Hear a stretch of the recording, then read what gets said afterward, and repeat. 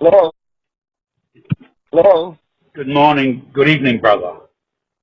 Yes, Louis, how are you? I'm good, man. How are you?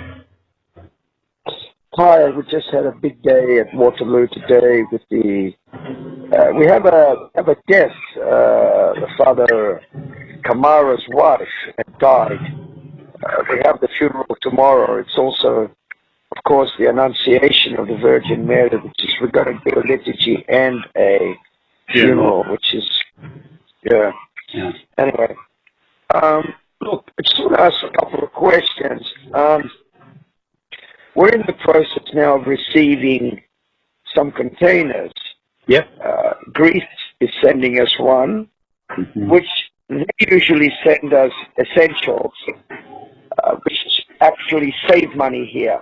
For example, they will send us a whole container, more or less, of food items, rice, tomato sauce, sugar, salt, etc., which we then hand over to our cooks in Waterloo, and it cuts the price of the cooking by half, because they don't have to buy anything. They just want to buy a little bit more of their own oil, but it's peanuts compared to what we pay now. So that container, of course, we have to pay to clear it. The police, it's going to profit.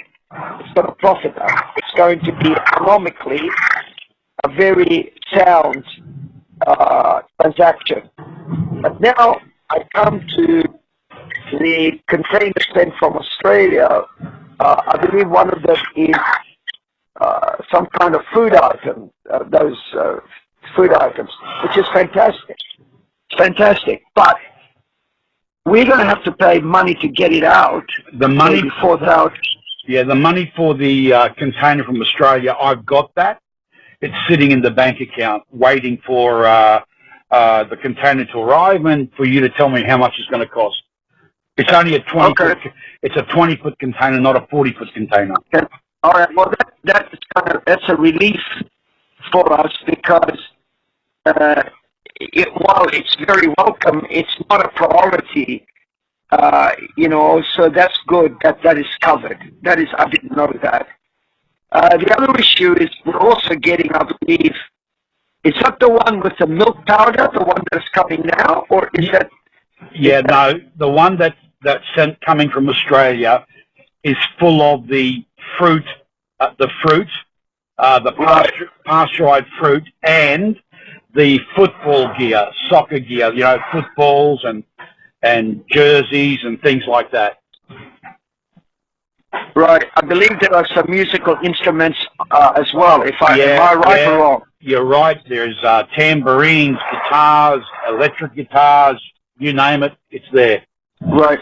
Okay. Well, that's good. And if it's paid for, it's even better, because we can't afford now to be drawing money out on not essentials. There's another container, I believe, that's coming with dried milk. Is that right?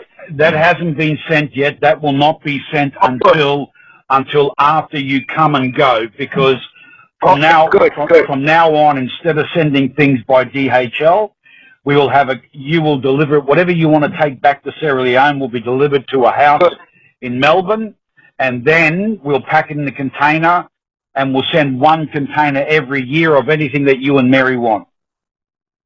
Good. That's much sounder economics. That's much sounder.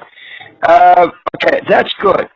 Now there was a question about that additional 1,000 that you sent on the 6K. Is that from Mary's friend?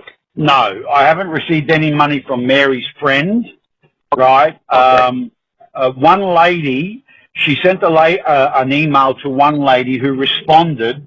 Her father, who's a priest, is going to try and send us $10,000, right? No, you're talking about Father Giandafilu. You're talking about the father of the list. Yes. And the woman is Urania. Urania, that's it. Yeah, there were two ladies, Urania and Helen Grassick.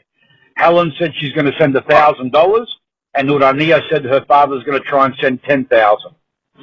Well, her father, Father Athanasius, has always been very generous with the mission, and usually he sends around about 10,000 while we're away, and then he raises another 10,000 when I come back. Yeah.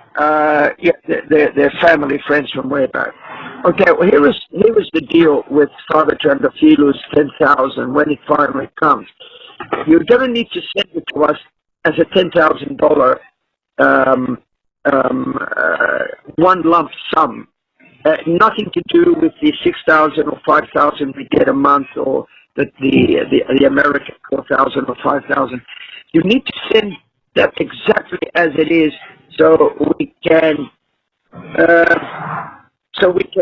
have a normal life here in terms of the demands that are upon our shoulders. I'm now having to pull out of the bank account to be able to, my own personal, and Mary, in order to be able to take care of just little things like, well, I shouldn't say little things, but things like unbudgeted debts. Somebody broke their glasses and they can't see, and if we don't give it to them, they can't function. Somebody's got a sore tooth. They need to get the tooth pulled out. Now, it sounds like it's nothing, but these things pile up on us, and they put a lot of pressure on us. So, when that fine is put into our account, just send it to us, exactly as Father Trandafilu is depositing it. Okay, that's not a problem. You read my email. You know we're going to run out of money in a couple of months' time. Absolutely, and that is what I tell people here. I tell them that. I said, brothers, you don't understand. Today I was in Waterloo, and the disciple came and said to me, we need money for the school, for the sports equipment, and I said, I can't do anything. And they really didn't believe me. They don't believe me. They really don't believe me. They don't understand what has happened. I keep telling them. I have meetings about it. But they're still used to the old ways. They're still used to the old ways, and they can't get it. And now, when you say we're going to run out, you're talking about Waterloo, I think. Is that what you're saying? No, we're talking about the general account. Oh, you're talking about the 5,000. Yes. I mean, I'm going to start sending you $6,000 every month, right? It doesn't matter. Right. Well, let me ask you a question. Yeah. Let me ask you a question. You say we've got 20,000 in the bank. Is that it? That's it. 22,000. Well, then maybe you shouldn't send Father Trandafilu's money then. No, I'll send it. What you need to do, brother, is you need to learn to say no to people. Because I'll give you an example. I know, brother. Yeah. No, you don't understand. You don't understand. This is life and death issues. This is not, it's like, oh, I'm sorry, I can't help you. It's not like that. It's life and death. Like, for example, the other day, Father Stephanos came to me. My wife died. I need money for the funeral. Okay. No, Father, I'm sorry. I can't help you. Next. Yeah. You try that one and see what happens. I understand. I understand completely, right? I understand completely. The fact is that people are relying on you more and more, right? And the funds that you have to run the mission, right, are being depleted quicker every month, every year. And you're going to have to do something about it, because there's no tree that grows money.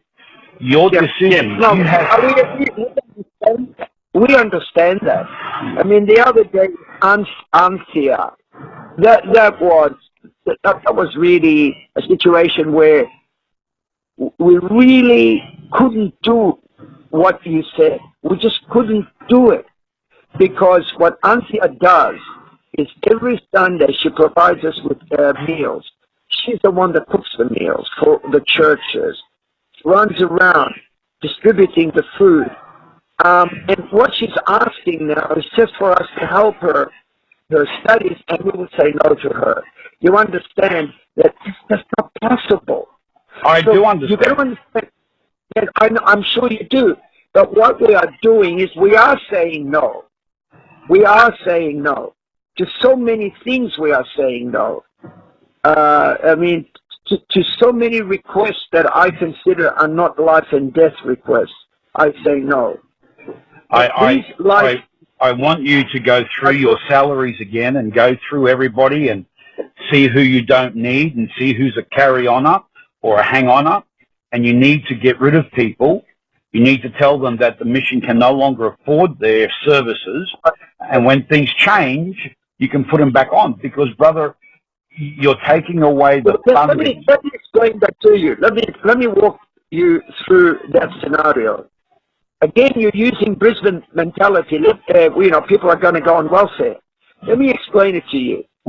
The minute I kick somebody out of a job, it's a death sentence. I understand. It's a death sentence.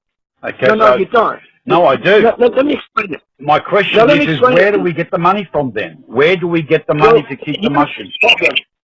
I understand. I understand you and you understand me. And therefore, here is what will happen. I will tell someone, you're not really required anymore. They will break down. They will have, they will cry for the next 2 days. They will hang around the compound here, becoming a nuisance. They will bring their wife here to me crying. When that doesn't work, they will bring their children. They will then, you have no idea the drama that it creates. And essentially, I'm killing them. Because they will die. They will die. There's nothing else. There's nowhere to go. There is no safety net here. There's nothing. So what I can only do, for example, there's a guy working for us who, comes to all the church services. He helps us with the chanting and everything. And in the past, I've paid his rent. I've given him extra money. Now, he wants me to give him his rent. For the last 3 months, I said, brother, I can't give you your rent. I can't give it to you. I don't have that money. And essentially, he's going to be thrown out of his house. He's texting me every day, do you understand I'm going to be thrown out? I'll be out in the street. Where do I sleep? And so I keep saying, I can't help you. But at some point, how do I sleep at night knowing that I've thrown somebody out in the street? You see, the problem is, here is the problem. It's not your problem. It's not you who created it. I didn't create it. What created it was in the past we were blessed with an abundance of jolly good sponsors, and plenty, particularly with Nico. We were blessed with Nico. We were absolutely had no real worry. Okay, and now for some reason God is testing us. God is testing a lot of things now that we have no money or little money. But one of the consequences of having little money is that people are suffering. We're suffering. It's not like in Australia where I'll go now into the unemployment office and get myself unemployment benefits. There is no safety net. Once I get rid of someone, I'm actually saying to him, you go and die quietly now. That's what I'm saying. I understand that. Yeah, the problem is not yours. Let me just finish. The problem is that we've been used to abundance. And therefore we created all around us the feeling of abundance and the feeling that we can help. And now that we cannot help, those who were relying on us because we were helping them now can no longer rely on us, and they know it. And that is where the problem lies. That it's like a rich man who loses his money and he has to close down his factories, he has to close down his workshops, he has to close down his whatever, and people are now becoming unemployed. But the unemployment in Australia is very different to the unemployment here. In Australia, it's not a death sentence. It is here. So what I have to do is to ease them out slowly. Mm-hmm. In other words, find a way of releasing them in a fashion that does not kill them. Like, for example, I may have to give them half a salary while they're looking for a job.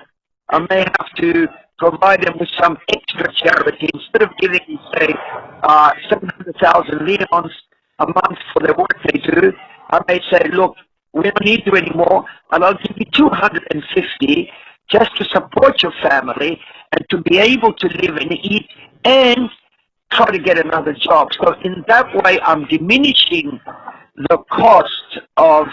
The only thing that has changed, is that you're getting $3,000 less at Waterloo. Everything else has remained the same, right? However, it's not the Waterloo that is just suffering. It seems that the general account is suffering as well. Because we are making up for Waterloo with the general account. But you were supposed to cut down expenses at Waterloo so that we could...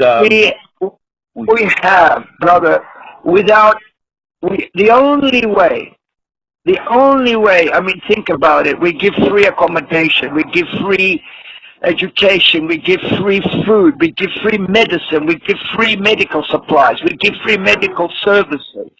We have to pay big salaries for all that.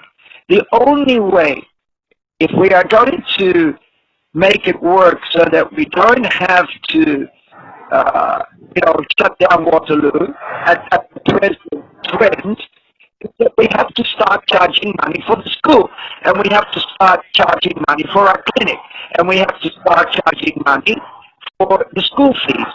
Now, once we do that, we can no longer call ourselves really a charity organization. We become like everybody else. And the only difference would be that we are a church, and therefore we're providing the gospel, we're providing the teachings of Christ to the children. But we are no different to any other... Buddy, I got to run, I got to go, so we'll talk again soon, hopefully tomorrow. Okay, God will provide, brother. There's no doubt about that. I know.